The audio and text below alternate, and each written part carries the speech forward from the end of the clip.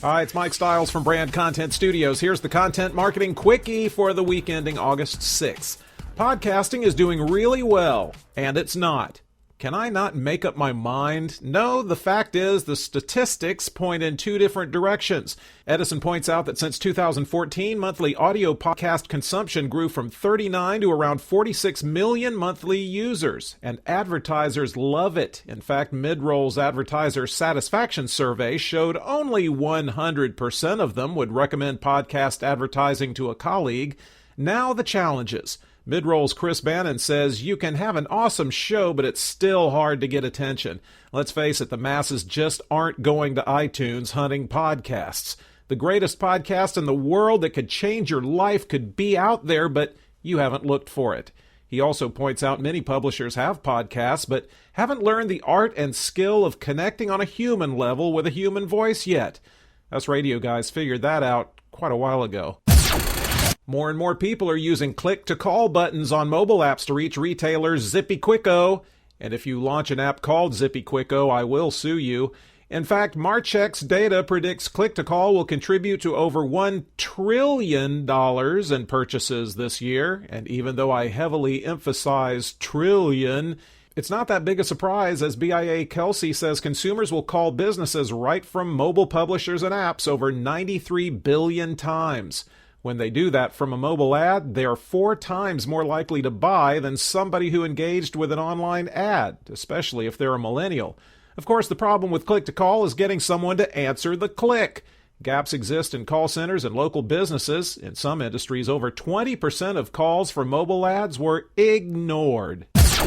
With Content Marketing World coming up, Ann Ginn asked some of the people who are speaking there, I'll be speaking, but it will mostly be out in the hall, not in sessions or panels, what their top content marketing revelations were this year. Here were some of the answers. Xerox's Janine Rossignol said it's that human contact is still so critical, and it better be personalized based on what they do, not just on demographic metrics. Corporate Vision's Tim Reerster's light bulb moment was that salespeople aren't getting the content they need for sales conversations in the field. And Smead Manufacturing's John Hunt became aware instant gratification for marketers probably isn't going to happen. It takes time to develop relationships and trust with customers, but we're demanding it to measurably happen in one campaign. Truth is, a lot of content should be ongoing and always on. We've got to get over the everything has to be a campaign mindset.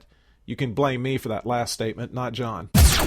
Altimeter's Charlene Lee is one of quite a few saying marketers aren't exactly seizing the opportunities in front of them. She says, frankly, most of them haven't done a good job of mastering what they do today. I find it fascinating when clients ask about new things when they haven't mastered the old things. Their customers are banging on the door to get them to show up in the places they already are, and they're not even close to figuring out how to show up. Charlene says Pinterest and Instagram are what clients seem most interested in because of the whole people love visual thing, and many are trying to figure out how to get the most out of YouTube, but they struggle with how much it costs to make lots of quality video content. Lastly, she tells us Snapchat's a content channel now, so if you can push content about what's happening in your local store, that could be huge. You hear a lot about social proof. Well, maybe not a lot. You hear some. Anyway, you want it. But did you know you could fall prey to negative social proof or social anti-proof? If it happens to you, people won't trust you. Maggie Patterson gives you some warnings about how negative social proof happens. Poorly done testimonials. If you're going to have them, have at least 5 or it looks like you can't get any. And it'll help if you have pictures of the people raving about you.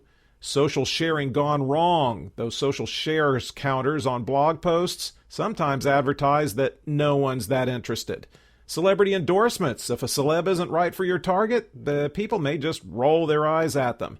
Now the Fonz selling reverse mortgages, that's solid gold. NewsCred's Michael Brenner reminds us millennials are very different animals and they must be approached in just the right way or they'll run like rabbits.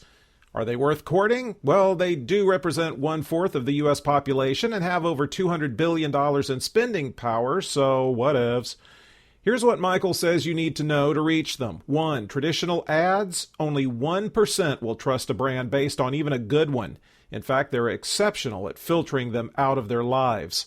2. Good, relevant, original content. Millennials like that, and they will share it. But they like to connect with people, not logos. 3, they don't tend to go to traditional media to study products. They harvest reviews from peers.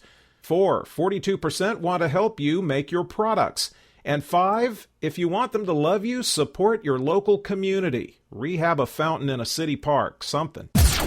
Has this ever happened to you? You're reading an article, then at the bottom or to the right, you see thumbnails for lots of videos you can watch. But there's something about most of those thumbnails. They're, well, racy and not terribly relevant to the story you were reading. So along comes a content discovery platform founded by 3 women that aims to knock the exploitation back a bit and offer up more related videos to watch.